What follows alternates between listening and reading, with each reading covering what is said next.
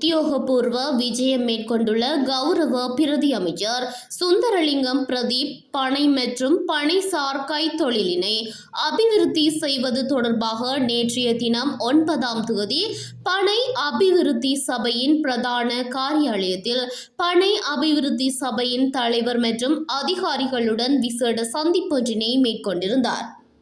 இதன்போது 2025ஆம் ஆண்டு பனை அபிவிருத்தி சபையின் வேலை திட்டங்கள் பற்றியும் அடைந்த அபிவிருத்தி தொடர்பாகவும் 2026ஆம் ஆண்டுக்கான திட்டங்கள் பற்றியும் விரிவாக கலந்தாலோசிக்கப்பட்டது. இச்சந்தர்ப்பத்தில் யாழ் மாவட்ட பாராளுமன்ற உறுப்பினர் வைத்தியர் பவானந்த ராஜா, பாராளுமன்ற உறுப்பினர் கௌரவ ரஜீவன், வடமாகாண கூட்டுறவு ஊழியர் ஆணைக்குழுவின் புதிய தலைவர் திரு பிரகாஷ் அவர்களும் கலந்து கொண்டிருந்தனர். இக்கூட்டத்தில் பனை உற்பத்தியாளர்கள், பனை உற்பத்திசார் ஏற்றுமதியாளர்கள், கூட்டுறவு சங்க உறுப்பினர்கள், மதுவரி திணைக்கள அதிகாரிகள் என பலரும் கலந்து கொண்டனர்.